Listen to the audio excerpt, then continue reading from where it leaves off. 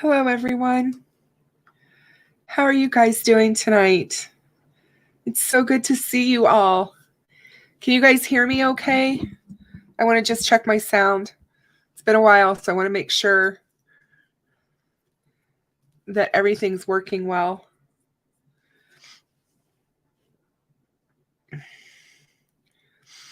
Hey, CJK. Good to see you. Hello, Mrs. Fang. How are you? Okay, Jennifer, we'll see you when you get back. Hey, Crimezilla. How are you? Welcome. Hey, Joe. I think that John put it down in the chat. Hey, Lynn. How are you? Welcome, John. Thank you for being here. Hey, Digital. I am feeling better. Thank you so much. Maria, how are you? I'm so glad to have you here. Welcome, welcome, my dear. Love you bunches. Hey, Rose, how are you? Thank you so much.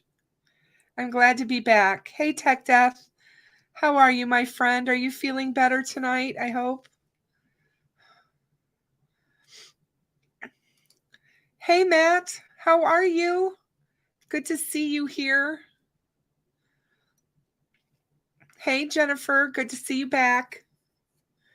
Thank you for being here. I appreciate all my mods so much.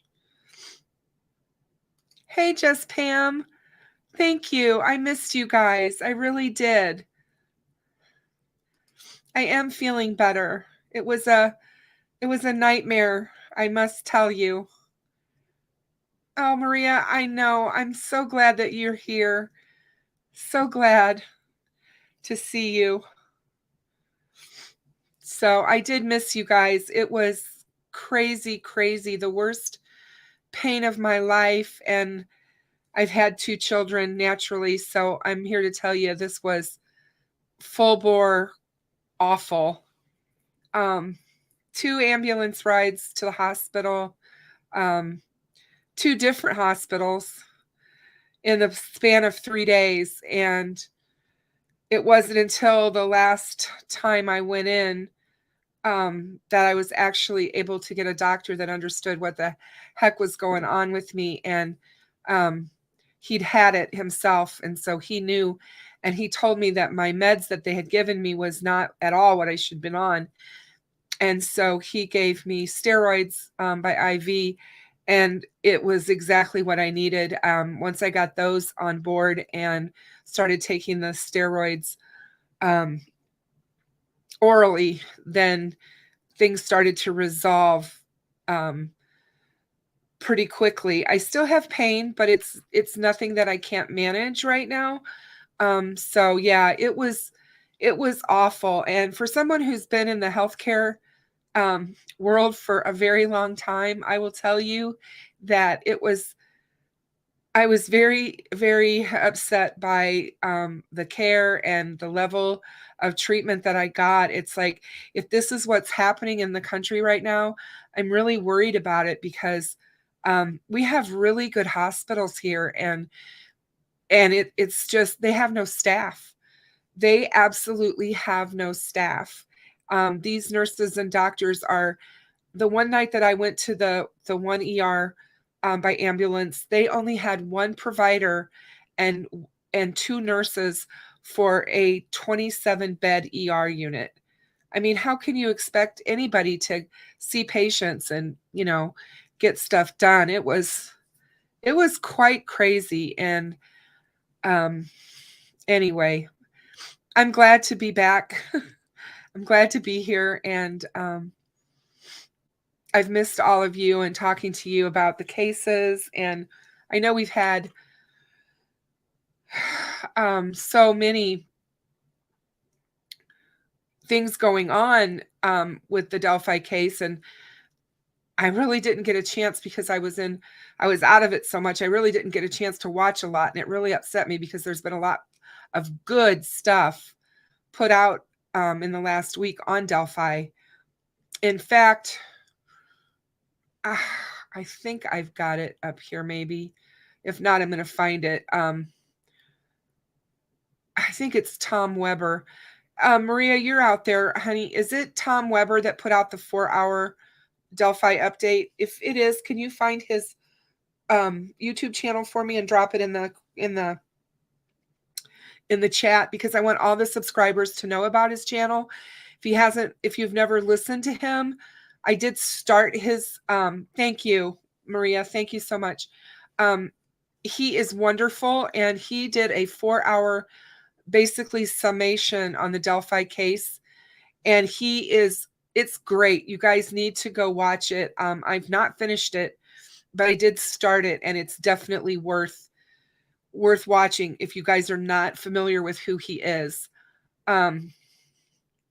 So, and another channel, people are always asking me about other really good channels that you can go watch Delphi stuff on, or just true crime stuff.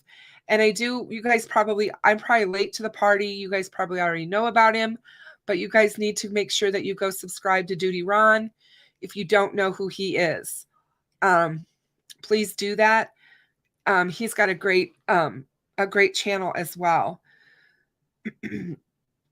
Yorkie, thank you so much for all of your support. I so appreciate you so much. So thank you. For everyone who sent me PayPals while I was sick, and everybody who sent me teas, thank you so much. That was so nice of you guys to be thinking of me. And it was nice to know that you guys were out there thinking about me. So I appreciate that.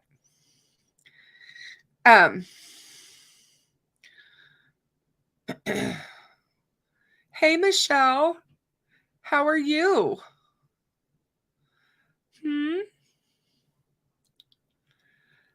Yeah, John, I bet it was a lot. I'm still trying to get through it. So yeah, Webster. Yeah, it's Webster, Tom Webster's channel. Tom Webster. He's great. He really is. And I've watched him for a while, so what else was I gonna say? So how are you guys doing out there? Any updates for me that you guys think I need to know? Michelle, it's good to have you here with us, my dear. Thank you so much. So I have a lot of stuff I want to talk about. One of the things that I was able to find out about while I was not feeling well, I was doing once I started feeling a little bit better, I thought, you know what, I want to go look up some stuff on this case and see what I can find. And I'm going to drop this link for you guys because I think it's a good one. And I'm going to post it in the chat. And this is a WRTV out of Indianapolis did this. It's called Delphi Daughters, a 360 tour of the Monon High Bridge. And this was posted originally on April 27th of 2019 or 2017. And it was updated again on February 12th of 2019. And it's a really good article. It kind of gives you a summation, so to speak. Hello, Westeros Will. I like your name very much. So I was thinking that this was just a really good article. There's a video that you can watch, but it talks about the Delphi trails. It talks about Delphi, the city, and how much the Monon High Bridge was a treasure to this area because they've used it for photo shoots, senior pictures, wedding pictures, and everything. And we've talked about this before, at least on my Reddit sub we did, that the bridge wasn't as unknown as some people would like people to think that it is.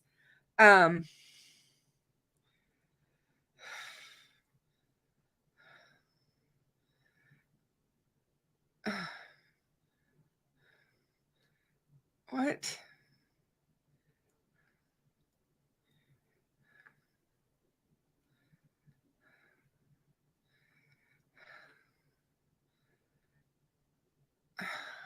Whatever. So anyway, sorry, I was just looking at the chat trying to figure out what that was all about. So the bridge was not as an uncommon place for people to gather. And basically what the article talks about how Abby and Libby's death kind of casts a shadow on that majestic landmark. And people do not see that location the same and probably never will again because of what has happened there. And everyone I know that's been there and visited feels like they're there on hallowed ground. Like you can sense the girls, you can sense the death, the sadness, even the fear and the overwhelming emotion that comes upon you when you're standing there at that bridge and imagining or trying to imagine what must have been going through their minds in those last few moments before Bridge Guy actually got to them. We all have that photo in our heads of Abby walking across that bridge, Libby taking that photo. We know so much about that picture because we've analyzed it for 5.5 years. We've talked about it. We've dissected it. All the things that we, have thought about with that picture and all the ins and outs of how it was taken and where they were. And I don't know, to think that photograph is probably the last time that either of them would ever be seen alive again. It's really hard to reconcile and get your mind around it all.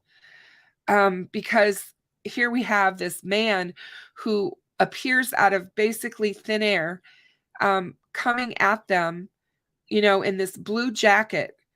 And we've been told that he is their suspected killer. We've been told that this man on this bridge in this photograph taken from the video that Libby did was the man who's responsible for the girls' murders. And he looks like just any average person. The sad thing about this is that this bridge was built in 1891. It's 63 feet high, and it is believed to be Indiana's second tallest bridge. It used to carry trains high above the Deer Creek, and it was abandoned in 1987 by CSX. And the railway bridge, after that, they removed the railroad ties, the tracks, and they left the ties in place. And it became a place for young people, especially, to go there as an attraction. Even though it was in great disrepair, the kids like to hang out there. I saw a video while I was sick of some young girls back in 2016, took a video of themselves out there on the bridge. And they were just 3 young teenage girls out there sitting on the platforms, just talking and being girls. And, hey, country girl, how are you? And so it was like, what the heck, they were just having fun. And to imagine that that's exactly what Abby and Libby were planning for that day that they went out there. The Indiana Landmarks puts the bridge on its 10 most endangered list, and that was in 2016. And the Delphi Historic Trail System is not just that little trail system that's there at the Monon High Bridge. This trail system runs through the valley of the Wabash River in northwest central Indiana. It follows sections of the Deer Creek and travels past the historic downtown Delphi, and it's all along former railroad beds. The 10-mile Delphi Historic Trail System is comprised of 8 miles of urban street trails, which take hikers and bikers past architectural gems. And since the murders, the Indiana landmarks placed a temporary fence at the north end of the bridge and a sign warning against trespassing. That was there until last summer, when they redid the trail portion from Freedom Bridge all the way to the Monon High Bridge. Now, one of the things that we've talked about this bridge is that they were given a huge amount of money to do repairs to this bridge long before these murders of Abby and Libby happened. The repairs of the bridge itself was expected to cost somewhere around $121,000. And I know that was back in 2015. So I'm sure that the bridge repairs are much higher today.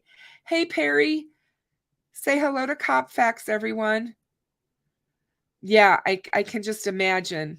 I imagine how haunting it is. Perry was just there in Delphi not too long ago. And so he stood there on that bridge. So I know he knows what it feels like to be out there. So they were hoping to restore this bridge. I want you to know that was back, the money was allotted to them back in 2015, and it is now 2022, and they still have done absolutely no repairs to that bridge, not one. And I question where all that money has gone. I just think that is something that needs to be looked into, because it's transparency. When you get these grants and this grant money given to you by the federal government, there are laws that they have to adhere to, and transparency is one of them. And we're going to talk about that a little bit tonight, because not only is there no transparency here, but Indiana's getting a lot of money, and a lot of it is federal money. They've got an enormous amount of money this year for their policing, and I will talk to you about that too here in just a minute.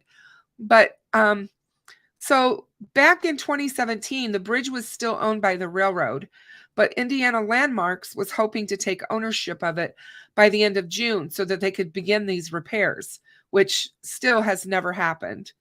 The only repair that was done is that they did pave the portion of the trail from the bridge that covers the Hoover Heartland Highway up to the Monon High Bridge. So from the Freedom Bridge to the Monon High Bridge, they actually paved it and did some improvements on the trails. And, after this happened, the city's Historic Trails Association launched a trail safety task force that was to discuss improvements to the 10-mile system and work on ways to help make the trails safer. There were law enforcement, members of the community, trail organizers, and schools were all part of this task force. They wanted to educate the public on safety, adding cameras, which we know they did, mapping and coordinating locations for 911 identification. They did that. They put wooden markers up along the trail with identifying numbers so that they would know where they were at. They also put up signs and were saying that they were going to conduct patrols. I don't know if there's any patrols out there now or not. Everyone that I know that goes out to the trail never hardly sees anyone. So when did they fix the bridge, Lynn? Because people have still been out there and the bridge is dilapidating and falling apart. When did they fix the bridge? It still has huge holes. The ties are all crumbling. There's no railing. They were supposed to put up a railing and a footpath across the bridge. They were also supposed to fix the pylons. The pylon on the northeast side of the bridge is completely falling apart. It is going to crumble into the water because it is so awful. That bridge to me is dangerous beyond belief. People have no idea when they're out there standing on it that it's as in bad a shape as it is. So yeah, I would like to know when they did those repairs, because all the pictures I've seen, they still haven't fixed those. So there was a former classmate of Abby and Libby's. Her name was Zoe, and she talks about walking the trails for many years. And she said it was really scary to think that it happened during the day and that it could happen to any one of us, especially since I've walked on these trails before. She said that her parents also would let her go out there. Yeah,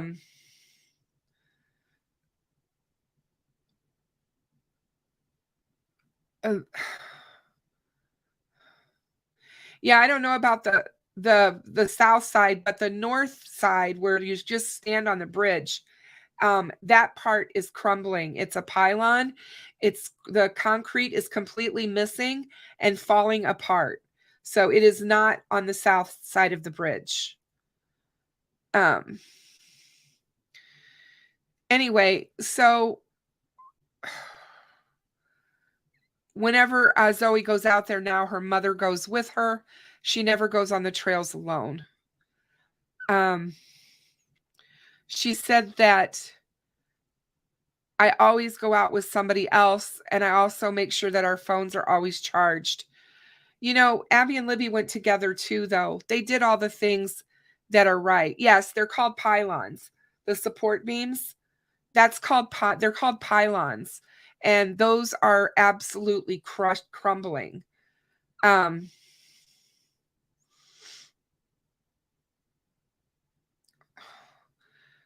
Okay, let's see. So anyway, that was something that I wanted to just bring up a little bit about the bridge itself, and the fact that that money has been allocated and was allocated. They had a huge bridge project. Like I said, they were going to remove the ties and make it paved, make a paved walk across the bridge. They were going to reinforce the pylons because the concrete is falling away from the rebar. You can actually see it. I mean, it's going to absolutely crumble under itself. And all of that was to be done. They were going to also put up railings along it, because it would make it less likely for people to fall off the bridge. Like I said, hey, Danger Dave, I can't imagine being out there on a windy day and being on that bridge without any railing at all. And the fact that these kids just go out there and stand on those platforms, I mean, you talk about something that's really super scary. Those platforms look like they would just fall off. I just can't even imagine. So I am going to link an article for you guys here. Hold on, just give me a second. I like to always, if I can, source what I'm talking about so that you guys know where I'm getting my information from. But this is an article about that was put out on February 10th of this year, 2022. And WFYI News is the one who did this article. More than $3.3 million was awarded to Indiana law enforcement agencies to prevent crime. The Indiana Criminal Justice Institute awarded more than $3.3 million in grants to fund crime prevention efforts. And these grants were distributed to 50 law enforcement and government agencies across the state of Indiana. The Edward Byrne Memorial Justice Assistance Grant Program through the Department of Justice provided the funds. The grants are especially important now given rising homicide rates in cities like Indianapolis. Unfortunately, Indiana, like other states, is seeing an increase in violent crime, and especially in metropolitan areas. Anytime we can direct funding to help address this and other issues, we're happy to do so. The grants will support work including local crime prevention initiatives, equipment purchases, and the training and hiring of more staff. Public safety challenges evolve over time, as do their impacts on society, which is why flexibility is an important part of this program. The Indiana State Excise Police received the most grant funding. So the Indiana State Excise Police received the most grant funding with nearly $375,000 awarded for technology improvements. In Marion County, grants were given to the Marion County Prosecutor's Office and the Indianapolis Marion County Forensic Services Agency. A lot of these jurisdictions, especially the small ones, if it weren't for grant programs like this, wouldn't be able to have the programs that we're funding. Agencies have until the year end to use these funds. And one of the things that I wanted to bring up is there's a lot of money coming into the state regarding a lot of what we've been talking about when it comes to law enforcement, the cases, these very high profile murder cases, and these grants that they're getting this money from, they have to, there's a law that was enacted back in I want to say 1986. I had it here and now I don't have it anymore. Where did it go? Hold on one second. And it's about transparency with federal grants. You have to keep track of every single dime that is spent from grant money when it's given to you by the federal government. You have to be able to allocate where it went. You have to be able to show that, and you have to have the receipts. And guess what? I have a feeling that this hasn't been looked into and is not being tracked, because there's something fishy about all of this money coming into the state, and yet we see things that aren't really happening. I mean, we've got all of this money, this $3.3 million that's been awarded for crime prevention, yet they have over 37,000 cases waiting to go to trial in Miami County alone. I mean, we've got all this money being spent for law enforcement, and the Department of Justice is granting this assistance, and I'm like, where's this money going? What are they spending this money on? And they have until the end of the year to spend it. And so I just think that, you know, I'm not throwing a big umbrella over the state of Indiana and saying, hey guys, you know, everybody in that state is corrupt and there's just all this corruption. I'm not here to say that, but what I am here to say is that I do believe there's corruption to a degree, and it needs to be investigated.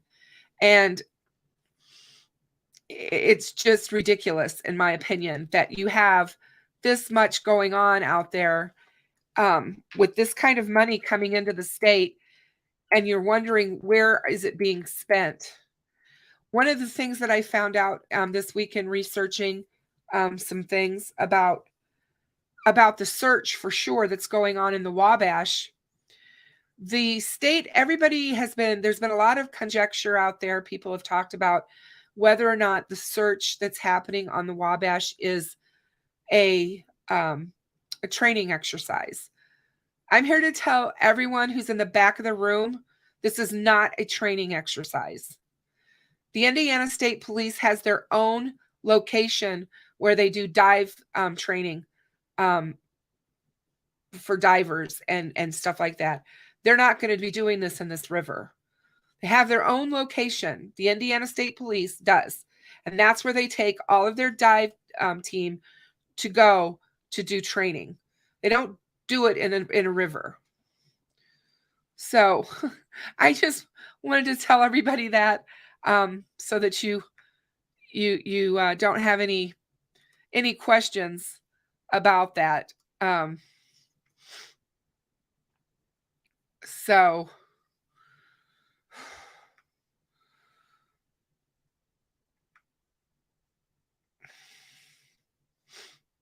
hold on a second here. It's okay. So yeah, in 2006, United States Congress passed the Federal Funding Accountability and Transparency Act. It's FFATA, which allows for full disclosure of all federal funding. And in the grants world, it means that everyone who receives federal funds must report on how each dollar is spent. The information is then trackable by the general public at no charge. And so this is one way. Hey, Steve. Hey, Mrs. Steve. How are you guys? Good to see you. This is one way that us as taxpayers can find out what our government is doing for us. And if they're not just taking their word for it, but believing and making sure and double checking that they're doing right by the money that they're spending. Because when you stop and look at it, this money is our money. It's taxpayers' money that funds these programs. So thank you, SP74. It is police activity. And I think anybody that knows what's going on in the Delphi case would be able to tell you, with all the things that have happened, that this is definitely police activity and not training. They are still searching as of today. So it's going on over 3 weeks now. They have been in that river. Don't look to be stopping anytime soon. They seem to be on a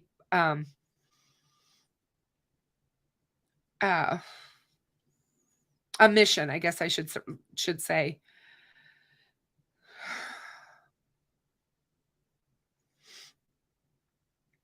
So if a grant is excised, if it's an excise grant, the money has to go to the division that it's allocated for. So if they've actually earmarked a certain dollar amount, as they stated, for ISP, the excise ISP, that means that money can't go anywhere else. It has to go to the ISP, and they have to use it for what the grant has been allotted for.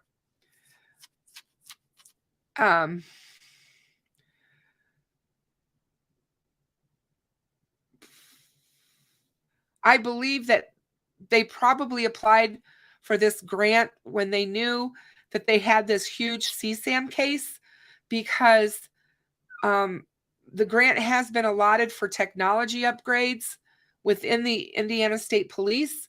And they originally asked for the money for improvements needed for their Internet Crime Against Children's Task Force.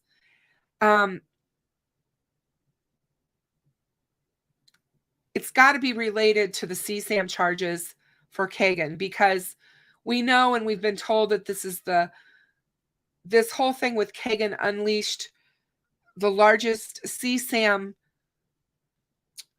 investigation in Indiana's history. They've just been making tons of arrests, and these cases take a long time to adjudicate. They just do.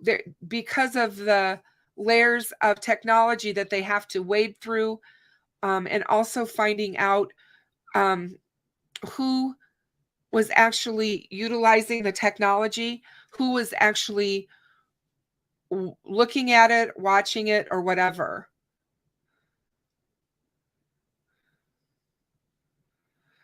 The reward money, as far as I know, and I've heard, and I have not been able to confirm this, but somebody said that the Delphi reward has gone down by 100,000, and now it's only 225,000.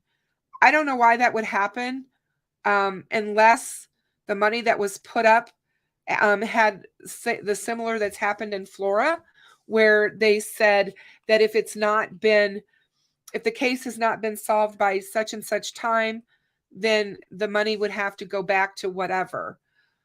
I have not been able to confirm any of that. It's all hearsay and rumor. And if that's the case, that doesn't seem plausible to me, because Jim Irsay put up 100,000, and then the other football player from Indiana, the Indianapolis Colts, put up 125,000. So you know that there's been a lot of money contributed by just individuals to that reward fund over the years. So that doesn't really make a whole lot of sense to me.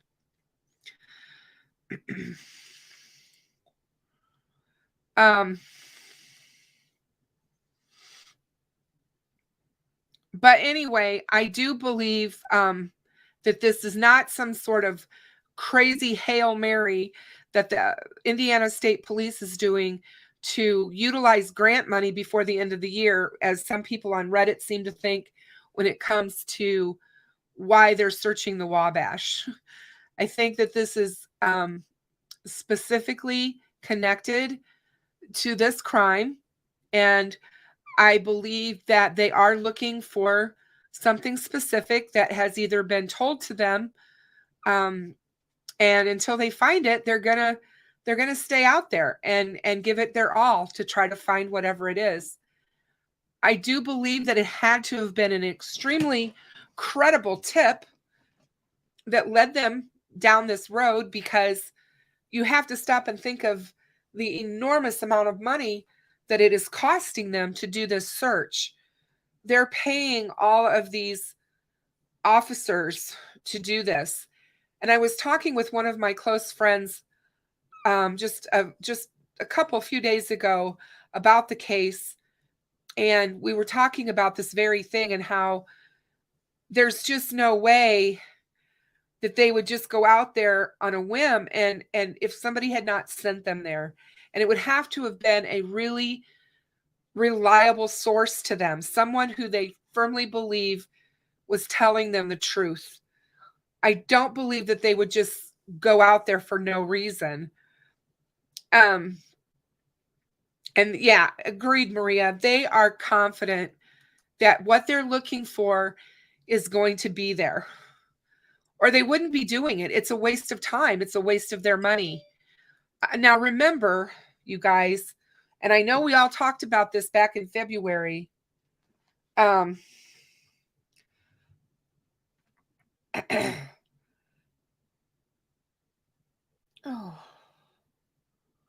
Oh, before I forget, I want to give a shout out to my mods, Michelle and Jennifer, for being members of my channel for 5 months. I appreciate you guys so very much for everything that you guys do. I love both of you, and you're great. Thank you so much for being a member and supporting me all this time as the channel continues to grow. So the other thing that I wanted to, talk about with that with the search is, what are they doing? What are they expecting to get out of this, and how long are they going to look?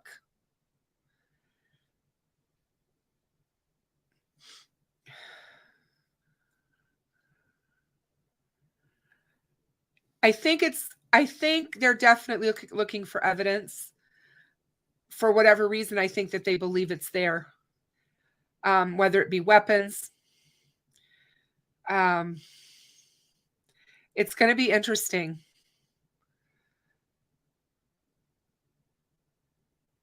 What I had started to say was, back in February, Doug Carter told us that they were going to need to hire anywhere from 60 to 80 additional agents, or officers, not agents, officers, to help when this all came about. And you can kind of see what he may have meant even back then, when you talk about what's happening now and all of the extra law enforcement that is being needed to search. But my feeling is this. In a CSAM case, I just watched this with an FBI story in Nebraska where they took down a whole bunch of CSAM involved individuals, where they also recovered a bunch of children who were being trafficked. And it took them months and months to put this all together. And the agent in charge said, these cases can take a very long time. Just the planning of that case to bring them all down took 7 months to put into place. It took them 7 months to get everything in order to where they could make the arrests at the same time, on the same day, in every location for all of the perpetrators. So they had to coordinate that amongst all sorts of law enforcement agencies. They use the U.S. Marshal Service. They use the FBI. They use local law enforcement. Everything is set into place where they have these individuals that they're going to arrest, and they don't want anyone to be wiser to that. So they don't let any information out. They get it all set up. And then basically someone flips a switch and says, now it's happening. It's happening right now. Go. And at that moment in time, no matter where these individuals are, that's when the raids happen. That's when they take them all into custody at once, because they don't want to have someone tip off somebody in the ring or the group to get wind of it, so evidence can be destroyed, people can run, and all of that kind of thing.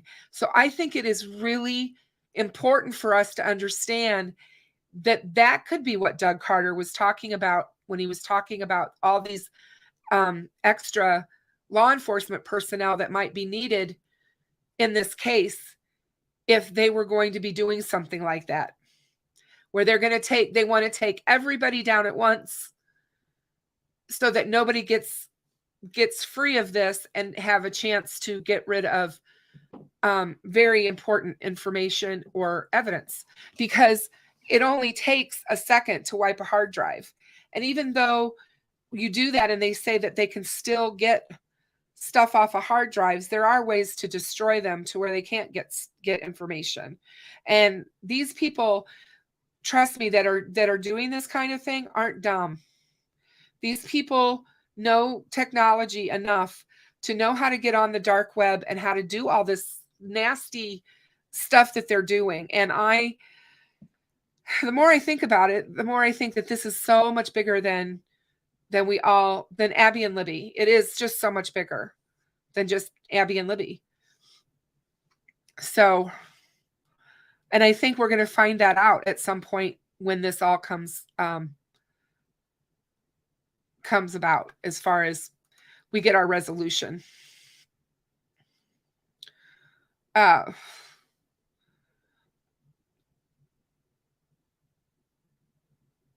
So I was talking to another person about the Kagan-Klein transcript. And I highly recommend you guys, if you haven't read this document, the transcript of Kagan's interview with police officers in August of 2020, when he was arrested on the CSAM charges, you need to do this. You need to go in and read it, and you need to take it and read it and look at what they're asking and how he answers the questions. I do believe that there are a lot of things that we've missed in there. I do believe there's a lot of answers in there. And Steve says, yes, the roundups are fast-paced to minimize evidence destruction and safety issues as perpetrators become aware law enforcement is on the way. So that's how they do it. And like I said, they coordinate these arrests it can take a long time to coordinate that because they want to make sure that they have everything in place and that there's no chance for error so that someone doesn't get hurt, because that's the other thing. So you when I was going back over the transcript, I wanted to look at some of the things that kind of popped out at me. And one of those things, hold on a second, and I want to find it so that I can speak to you about it. Um,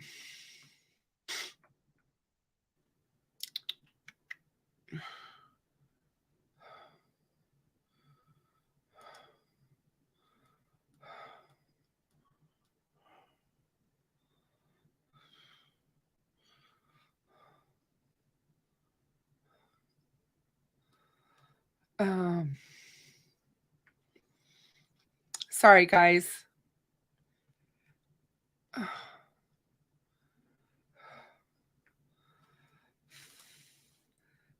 I'm still getting used to my new computer.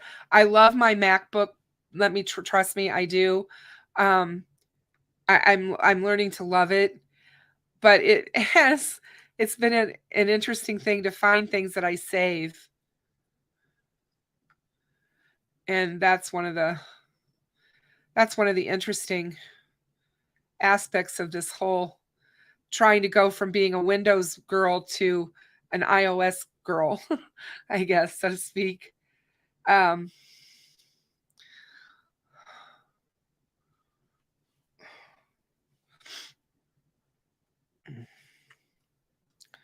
well, heck. Yeah, I didn't think it was in here.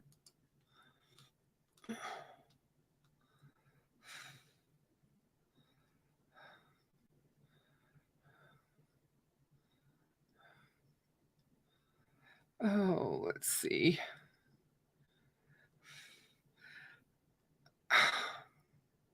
Well, I can't find it for right now. I'm going to try to do it from memory, I guess. Because I can't get it to come up what I was looking for. I do apologize on that. I will find it for Thursday and we will talk about that. But this document, this interview document is 196 pages long, I think.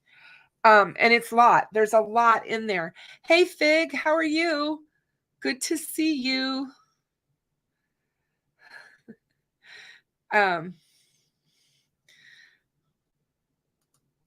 Always good to see you, my dear friend.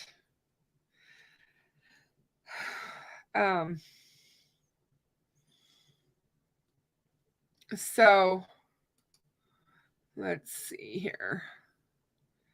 Molly says, Kristen, you've moved to the light side of the force with Mac, but it does take a little getting used to. You'll find it 1,000 times easier to do everything when used to it.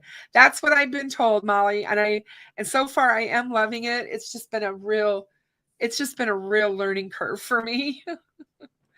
So I'm just, bear with me while I'm doing that.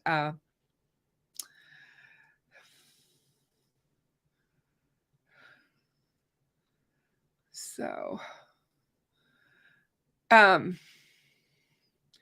when Dave Vito is talking to Kagan in the interrogation, and he talks to him about the day that Libby and Abby went missing. The day that Abby and Libby went missing is when there's been a lot of conjecture and there's been a lot of stuff put out there online about what was said and what wasn't said, and did Keegan talk to them? What was going on with all of that? So I went back. I wanted to make sure, I wanted to get through that and make sure that what we were hearing was not secondhand information and wrong information. And what Keegan said and what they told Kagan was this: we understand that you were communicating with Libby up until she went missing. No, I wasn't. I started talking to her on February 1st, February 2nd. She started annoying me, so I blocked her. Now, first of all, my question is, what would Libby have been doing that would have annoyed him? I started taking notes when I was going through this last week when I was feeling so bad. Still couldn't get Delphi off the brain. And of course, you're laying around. So I took my notebooks out and I started making notes. And I was kind of like, well, what would Libby be doing that would be annoying to Kagan, which would cause him to block her? I don't believe he blocked anybody. I don't believe she annoyed him at all. But this is what he said. So he tells Vito, he says, no, I blocked her. And Vito's like, no, Kagan, we know differently because we know that you spoke to her the day she went missing.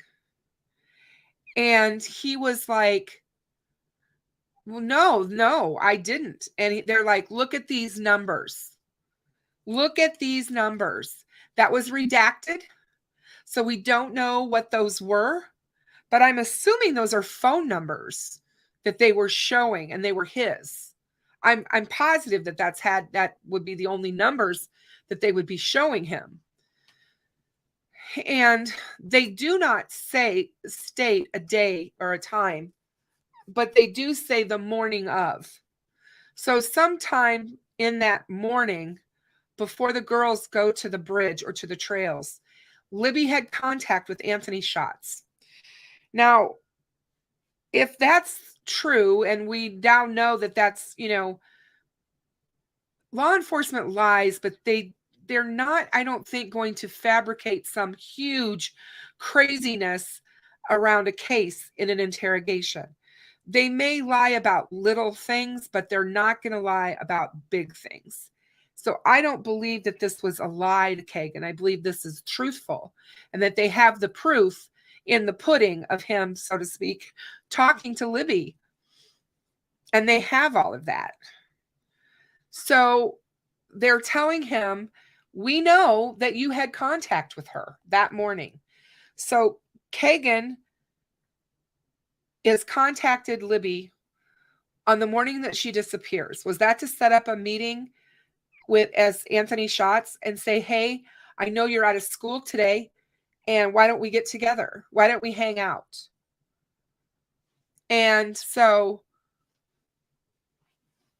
to me, that's so plausible right there. And her getting excited because law enforcement has said she was enamored with Anthony Schatz. Now, if that's true, they have to know why. They've been able to see her conversations with him, so they can tell why she would feel that way about him, right? So she's excited. She's like, oh my gosh, I think I can see this guy, or I can, maybe see this guy today or whatever. So does he set up a meeting with them at that point then and say, let's meet? And she get the idea that, maybe we can go to the bridge and we can meet out at the bridge. Or it was not uncommon, according to Miss Weber, who lives at the south end of the bridge, Kay, it was not uncommon for her to see Abby and Libby. She said that to Julie Melvin, that she would see Abby and Libby. They would come walking on the private drive from Abby's house. I thought that was a huge bit of information when Julie Melvin was on Sunny Justice and was talking about this and said that she said that. Because I was under the impression that Abby didn't go to the Monon High Bridge, that this was her first time there with Libby. I mean, she went to the creek. She went to Deer Creek with her family, but she never was up on the bridge. So maybe they would go there and be on the private drive or whatever, but never really go up the hill or whatever and get on the bridge. I don't know. I just thought that was quite interesting when Kay said that she'd seen them before. So that was something I wrote down. That was information that I thought was pertinent, because we've all talked about this before. That trail system, if you go through the woods on that trail system, it goes back to Riley Park in the city. So you can get all the way back, and the teenagers, the kids, hung out at Riley Park. So it maybe whatever, they were like, well, we'll get dropped off at the bridge. We'll hang out at the bridge, but maybe we'll meet so-and-so at the park, at Riley Park. Maybe that was the meeting place. Maybe it wasn't supposed to be at the bridge. Who knows at this point? It's just something that I thought about that came up when I was going over the interrogation again. Things that I thought were pertinent that we could think about. In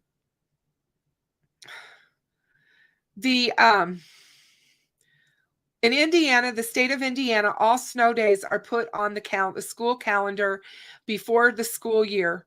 Everyone knows when the snow days are. So that was not uncommon. It would be easy for anyone to figure that out or find that out. And you're talking about a very small town. People are going to know if there's snow days or not. But so I thought that was interesting, kind of something to think about anyway, because the whole fact that the kids would hang out at Riley Park and you could still go and walk and get to the Monon High Bridge, to me, that was huge. Because what do young kids do? What do young teenagers do? They want to go out and hang out with their friends. And it's not a rumor to know that Libby was hoping other friends were going to be there, because she had talked to, I know, a couple of other of her friends that she told they were going to go to the trails. Do you guys want to come with us? Now, supposedly those people didn't get there, or they got there and couldn't find Abby and Libby. We don't know. We don't have that information, because law enforcement, again, hasn't told us anything about what transpired that day and what they found out by interviewing witnesses. We can only go by people that we hear things from. And of course, that's hearsay. So we have to be careful with that and how far we want to run with it and say that it's fact. And you guys know me, I'm all about not doing that. I firmly don't think we should be doing that. But I was just talking about things that I thought were important as I was going over this transcript. And I think that is a huge one, especially when we're talking about that day, how Keegan answers the questions, how he chooses to answer the questions. The fact that when Vito puts to him, well, one of Libby's friends talked to you and asked you if you knew that what happened to Libby, or where was Libby? And he's like, well, why would I know where Libby was? Because you were supposed to meet her that day? Because he acted all shocked. Like, what do you mean? What happened to her? He was all super shocked. And to me, that seemed a little odd. Why would you, when somebody asks you, hey, have you heard from Abby? Or excuse me, have you heard from Libby? Why would somebody all of a sudden say, oh no, what happened to her? Why would that be your response? Wouldn't it be something like, well, no, I haven't talked to her in a long time, or whatever. So I don't know. I just think that there's a lot in that transcript, and I think that there's a lot of things that we can get out of it, knowing what we know now, knowing that we have this huge search going on. We need to, if we really want to try to figure out what might be happening, we need to go back through the documents that we have and look at them very closely. You can do the same thing with any of the documents, the search warrant for Ron Logan. You can do it with any of them.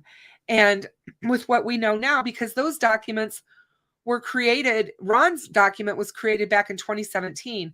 And for whatever reason, the FBI absolutely, that Nicole, I can't think, Robertson or something like that, the agent behind that document, she absolutely believed that Ron Logan, that they were going to find evidence of a murder on Ron Logan's property. And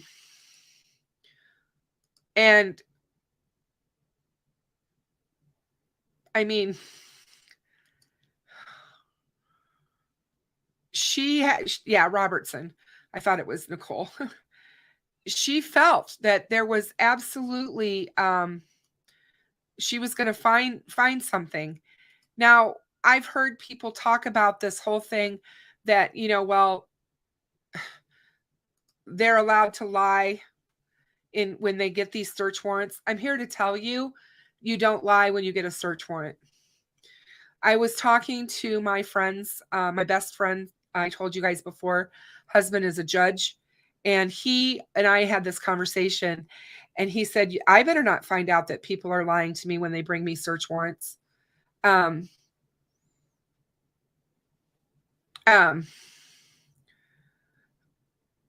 are we talking about in chat? What is it that you're wanting me to address so people that watch can hear?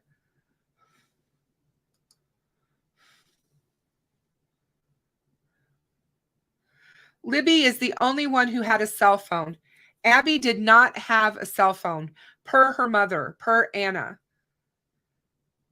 Abby was not allowed she didn't have a tablet. She didn't have an iPad. She didn't have any of that.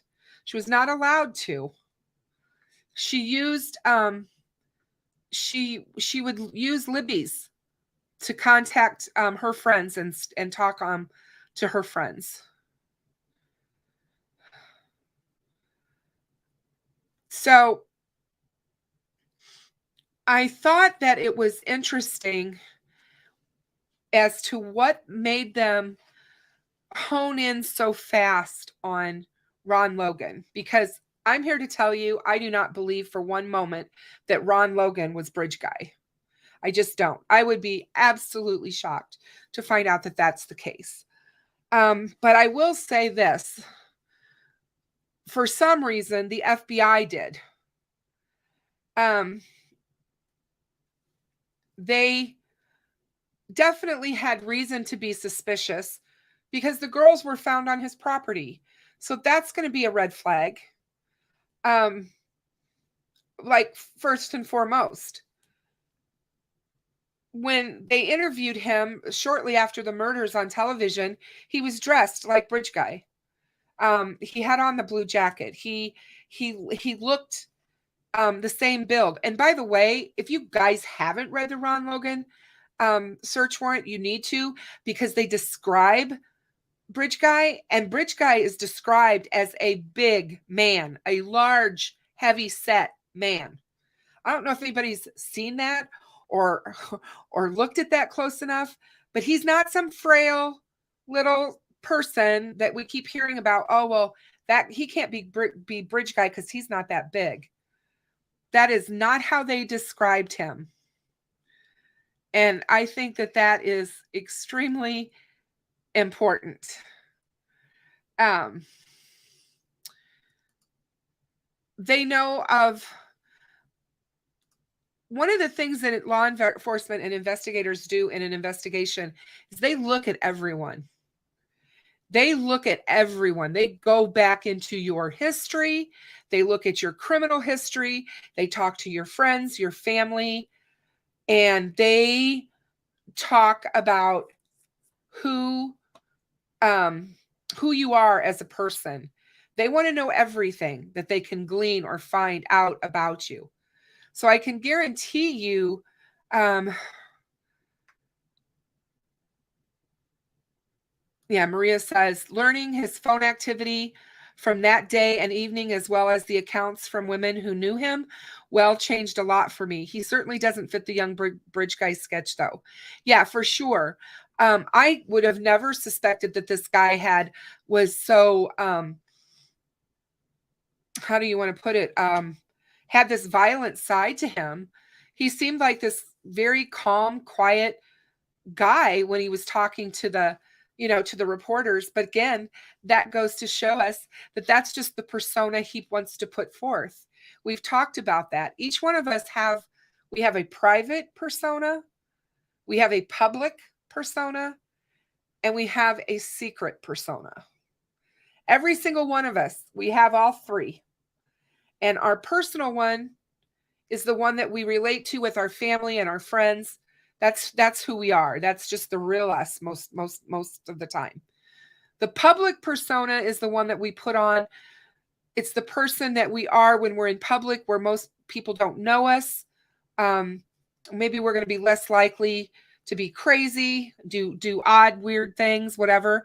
And then there's the secret persona, the one that nobody ever sees. That's the person that only comes out in, dark times, or you could say the angry part of your existence. That volatileness that we all have, it where you can just explode. Some people, you don't see that very often. So, what persona was Ron Logan showing in those early days when he was being interviewed? But if you look at that affidavit for his search warrant, and you start breaking it down, and you start asking yourself questions like, what was the mindset of the FBI agents, and what was going on? They were so adamant to be looking at him, but even though they went to a house of a profile who was contacting Libby on the day that she disappeared, why in the world would they not be honing into them versus him? And those are the conflicts that I have with this case, because in my opinion, the FBI would have been really jumping on that if they had seen somebody who, most of the time, it's the last person that you see is the person who's responsible for your murder. The last person that you were with. When you go through murder investigations or whatever, notoriously for women, it's a significant other, a spouse, someone who knows you intimately or closely, and they're usually the last person who had some sort of contact with you. So I just don't understand. I mean, you've got this guy who you found out he's created this false persona, and this fake Anthony Schatz account. He's talking to all these underage girls. He's catfishing them. You know that he's doing this to this girl, and she ends up dead with her friend in the woods. I would think that would be like 150,000% reason to get a search warrant, and and beyond that. But I don't know. I mean, I just, those are some things that I think we're going to have to wait to see get explained to us, because it doesn't make any sense to me. I had someone say to me a couple of days ago, what happens if it turns out that the Kleins have nothing to do with this? What happens if the Kleins have nothing to do with this case? Where are we then? And I am at the opinion right now, today, because it wavers, I go back and forth, but I'm at the opinion right now that it has to be, there has to be involvement. There just has to be, because it doesn't make any sense for it not to be with everything that's been happening since December.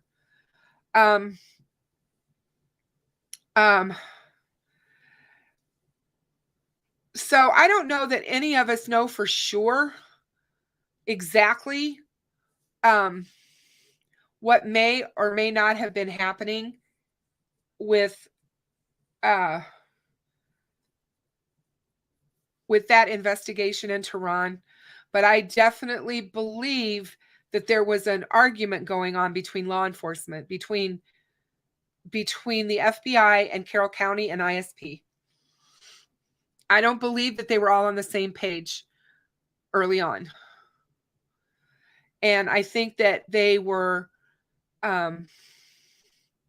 they had their own eyes, their own suspicions, their own ideas of what went down there in those woods. Robert Ives said, we thought that it would be a slam, not a slam dunk per his words, but he said that it would be solved within days.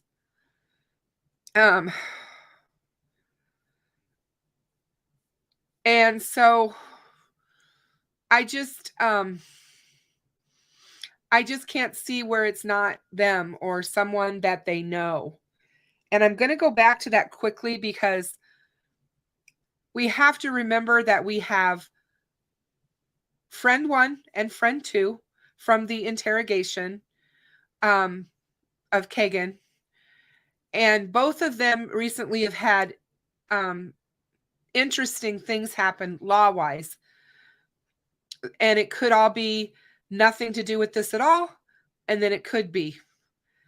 We know that one was just recently picked up for a warrant, a DUI warrant from last November.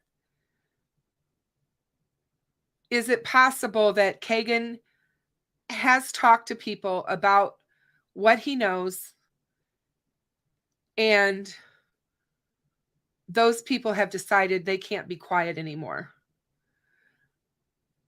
Is it Kagan himself that has flipped? I said this before. It's very possible. And you have to remember what Doug Carter told us in February.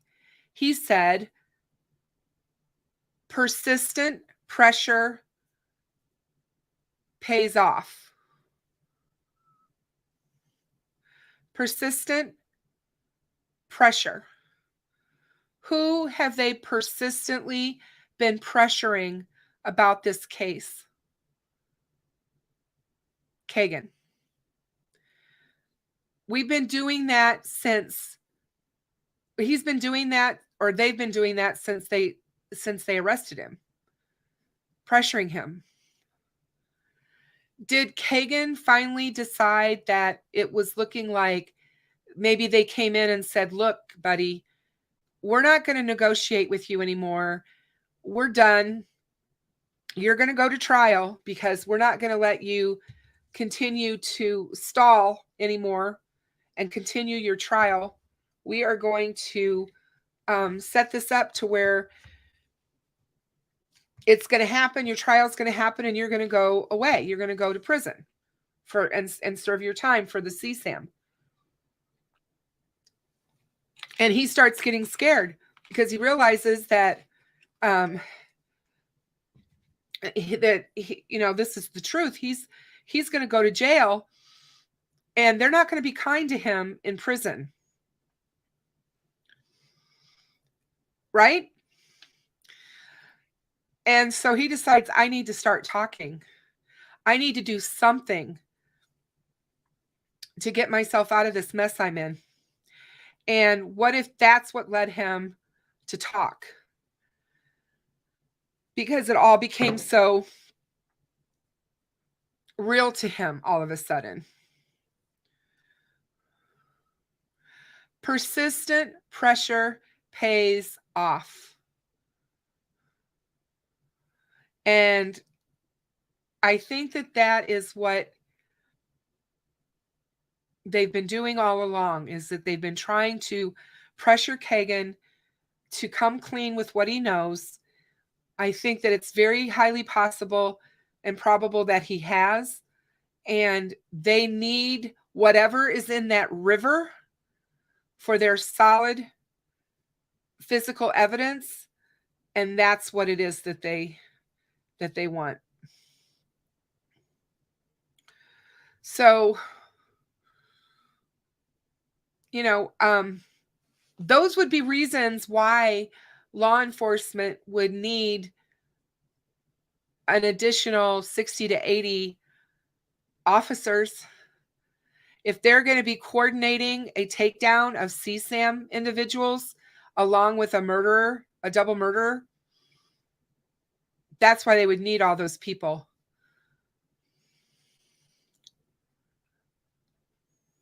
It's possible. There's so many things around about this case that's possible, though.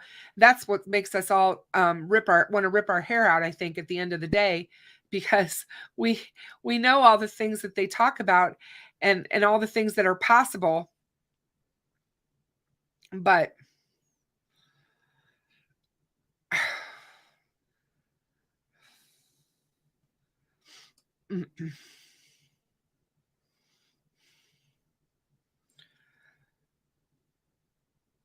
I don't know. It just doesn't. I mean, there's just part of me that goes back and forth because if in fact it is them waiting so they can arrest everyone at once, and you've got this huge CSAM ring that you're trying to bring down at the same time,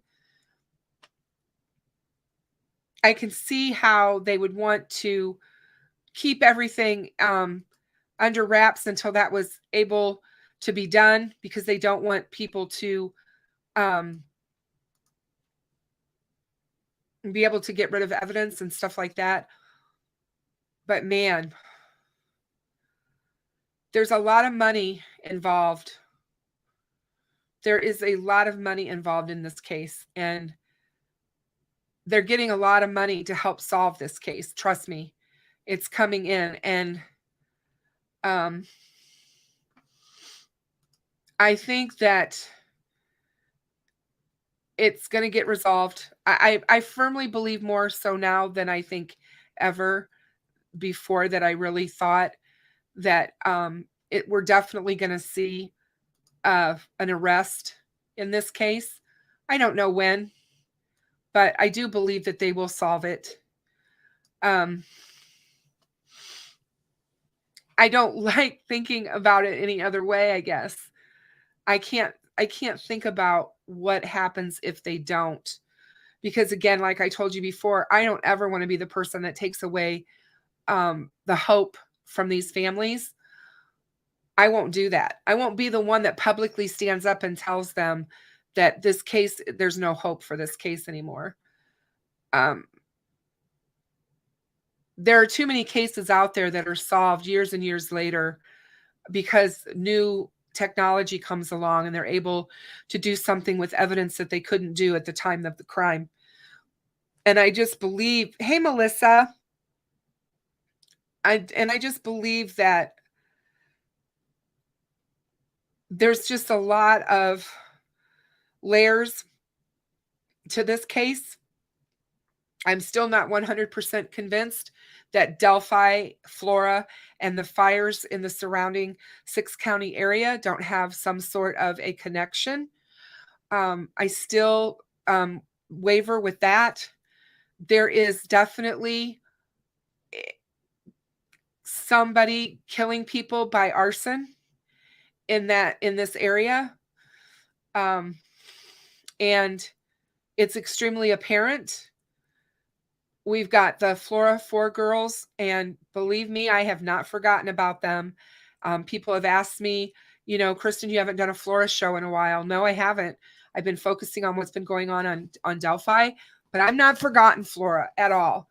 I won't forget Flora. And I'm going to continue to work on Flora and try to get to the bottom of what's going on there.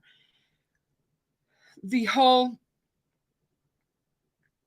Flora fires and the and Stephanie's case, Stephanie and Maya, still here we are, the beginning of September. Their fire was in February. We still don't have a resolution as to what the cause of that fire is. I'm like, what's going on here? Why are these fires just considered undetermined and we don't have a reason for these fires? It's just a mess.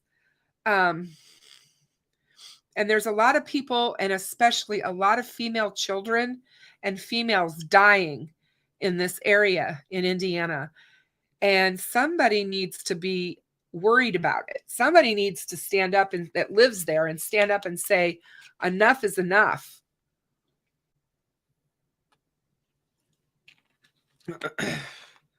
So, Unsolved Crime and Allie and I have been working diligently on the Flora case, along with Cop Facts and some others. And we really do believe that there's some really strange happenings, and there's going to be more coming from that.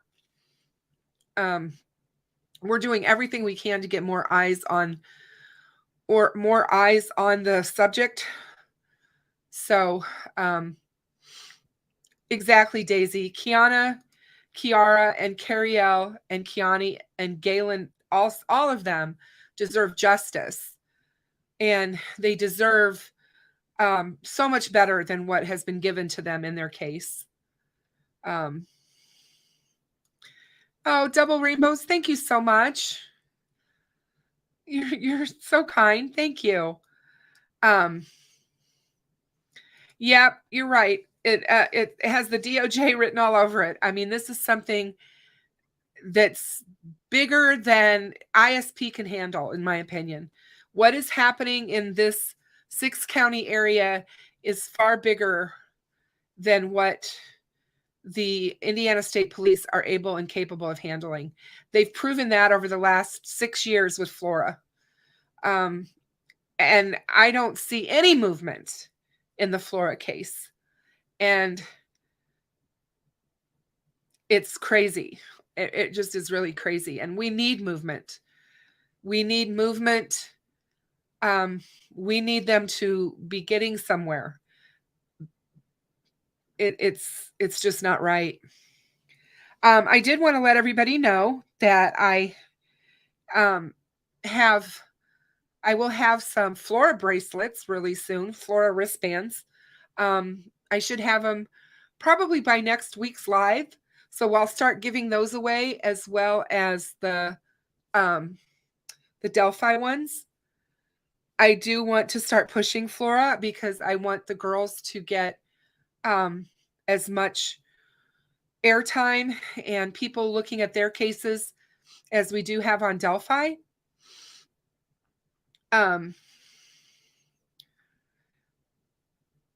And oh, that's cool, Bean. Thank you. Channel 8 News being very persistent every day in Miami, asking questions and putting the pressure on and wanting answers. That is the only way, Bean, to get it. You have to put the pressure on. You have to stay diligent and keep bugging them and keep fighting.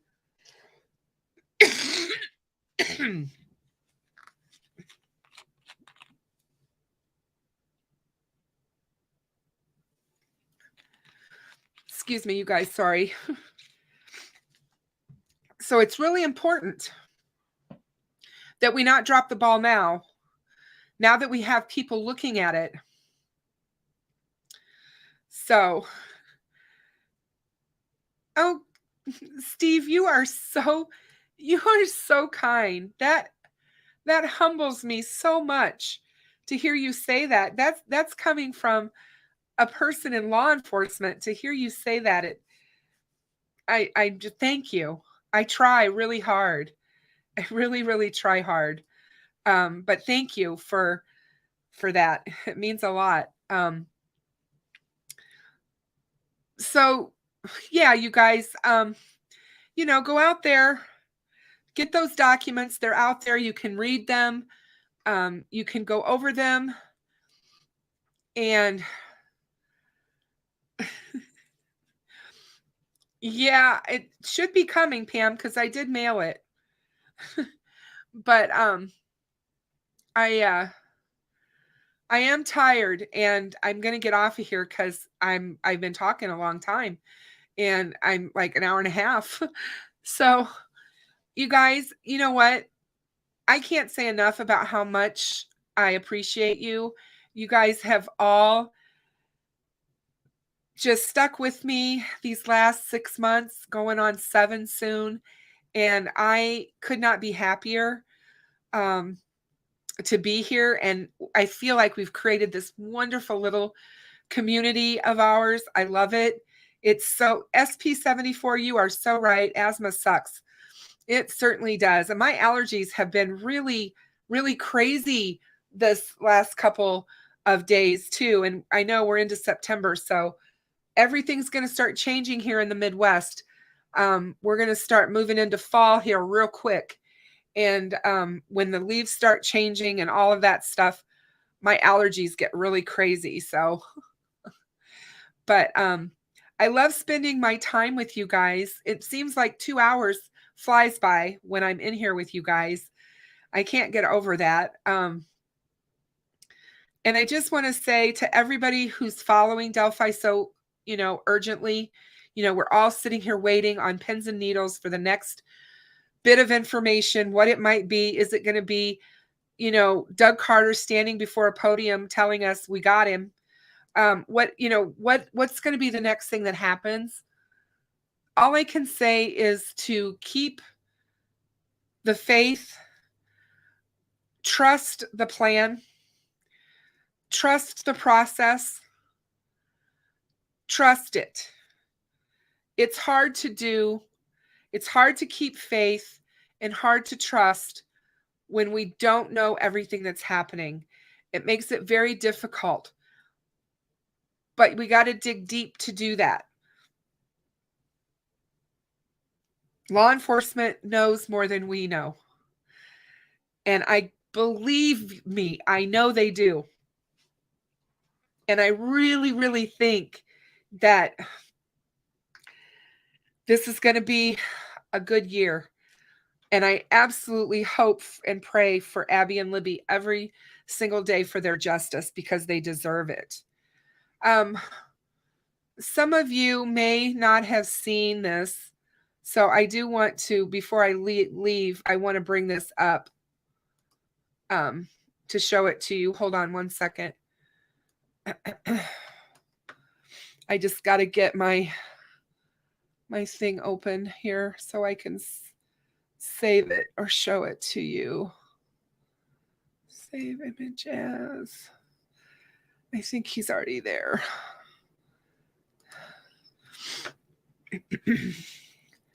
Oops. Just hang on one second, you guys. Just give me that one moment. Wrong. No. Fine, there it is. That's what I was looking for. Finder, where are you?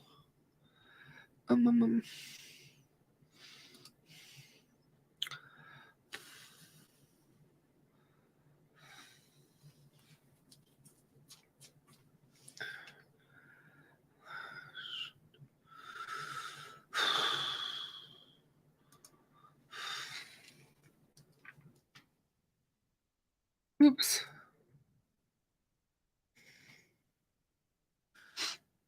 There we are. Found it.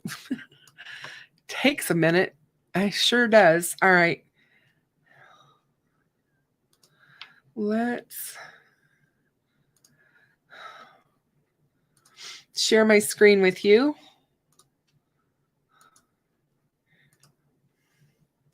So you guys, I did post this on my community page, but I did want Lucian to be my Monday night missing person, even though it's Tuesday. But Lucian Munguia went missing in Yakima, Washington. He's 4 years old. He's a child with autism who went missing near Sarg Hubbard Park on September the 10th, 2022. So just 3 days ago, around 7:15 p.m., he was wearing blue shorts, a blue long sleeve shirt with a shark on it, and black shoes. Lucian is 4 foot tall and 40 pounds with black hair and brown eyes. A statewide alert has been issued. If you have any information regarding Lucian, please contact the Yakima County Sheriff's Office at 509-574-2500. I just want you to know that this just jumped out at me. I have a grandson who is autistic, and this would just absolutely break anyone's heart that has any kind of compassion. This little boy is nonverbal, and he does respond to his name and a couple of other words. But my grandson was nonverbal until about a month before he started kindergarten. And so these kids are highly, highly vulnerable, because if they're nonverbal and they can't speak, I mean, it's just, oh, it just breaks my heart. And then when you see them, you know, any kid is sad, but this is profoundly sad. And I'm just so scared for him. So I just wanted to feature him today. You know, he's definitely endangered because of his age and his autism. So please say a prayer for him, and keep him and his family in your prayers. What a beautiful little boy. It's just sad. He was playing in the park with his brother when he went missing. So yeah, Jennifer, it's so hard when they are. My grandson, he accelerated. I mean, once he got into school, he's going to be 16 next month, and it would be hard for you to know that he is. He's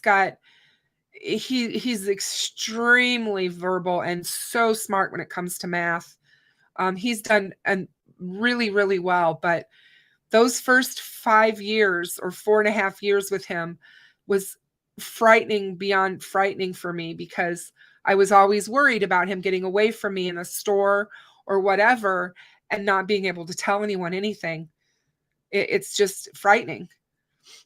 So, but anyway, I did want to share him. As you guys, I will get back into my sharing the missing people before my shows, because I wanted to make sure that we did that. So you guys, it was good to see you all again tonight. I'm really glad that I was, yes, Melissa, Asperger's is a form of autism. You are correct. I would have to say that my middle grandson is probably more Asperger's now because he's so high functioning. Anyway, with that being said, I hope you guys all have a good rest of your Tuesday and a good hump day tomorrow. I will plan on seeing you on Thursday. And make sure that you guys pay it forward, because you know me. It's all about caring and sending love and light around this world. We need it. The more we have it, the better. And thank you all. Oh, Michelle, thank you so much. Thank you all for all of your prayers for my healing. I think they worked. I can't say enough. If you guys ever have issues with sciatica, make sure you talk to your doctor about getting steroids right away. The IV steroids was the absolute best thing they could have done for me. So, yeah, it was eye-opening. Let me tell you, I don't ever want to feel that kind of pain again. And I feel bad for anyone who suffers with that. So I'm going to go ahead now and do my drawing. Let's get that out of the way so that we can get out of here. Let me...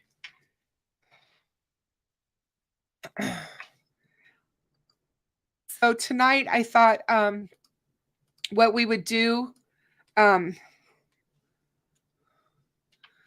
Michelle, thank you so much for your super sticker.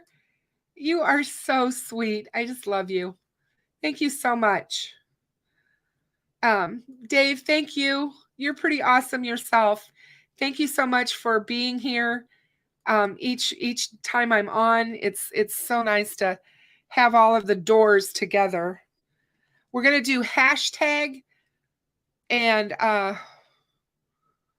oops, where?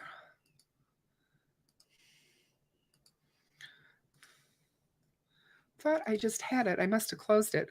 Hold on a second, guys. Hold on a second. Yeah, okay, we're gonna do hashtag Lucian. So I'm gonna type it in here so you guys know what it is.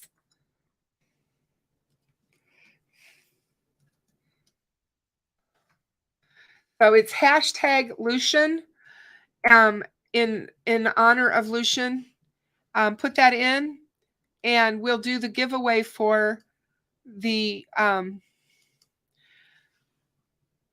Delphi wristband, the Delphi girls wristband. And if you guys win the wristband, all you have to do is drop me an email with your information and I'll get it sent right out to you. Just Pam, I do apologize. Yours is on the way. So you should be getting it.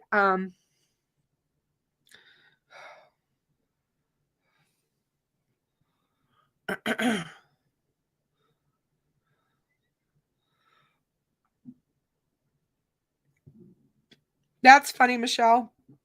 You don't look like Jennifer.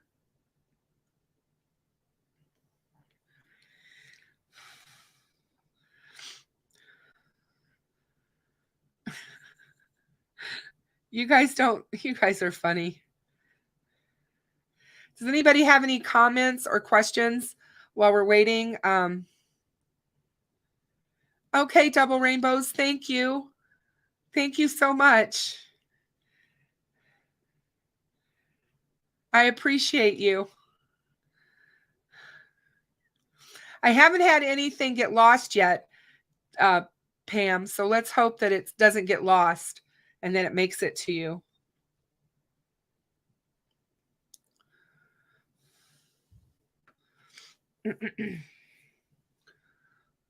So, is everybody excited that football season started?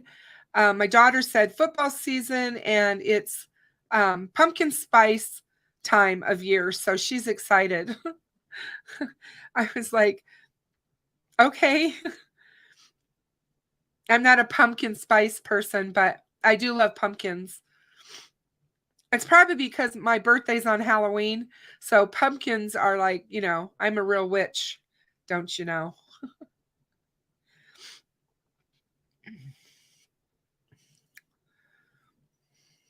Allie and I talked about we're gonna do a night of where we do some sort of scary stories or something like that.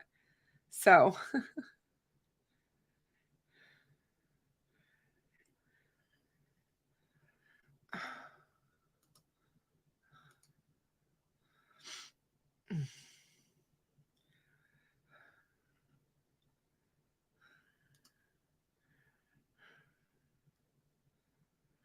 oh wow, Double Rainbows, that's cool. I'm so sorry for your loss though. So sorry. It's the best birthday ever. I will not I love my birthday on Halloween. It's my absolute favorite holiday by far. So yeah. All right, guys, we're going to go ahead and get the drawing going here. Just give me a minute.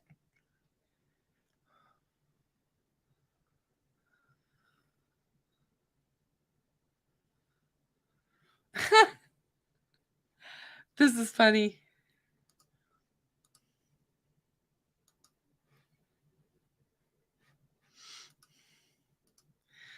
Just Pam won again.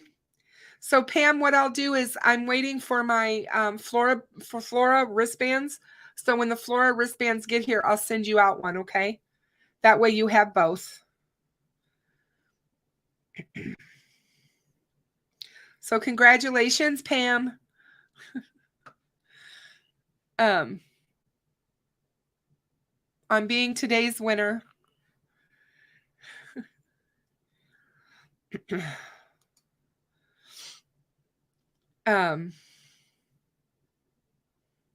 I think it would be really interesting. I think it'll be really fun to do a true crime scary story, or just scary stories of some sort.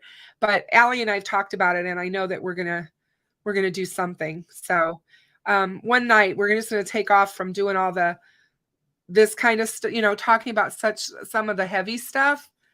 Isn't that awesome, Pam? I know. I'm excited. I can't wait to get my floral one so that I can start wearing it too. But yeah, I'm going to say goodnight, you guys. Thank you again for being here. Love to all of you. Please be safe out there. Be kind to one another, and please do something kind to someone, and do it in the name of the girls. Just do something kind. It doesn't take that much to be kind. And I will see you all soon. Thank you for another great evening with you all.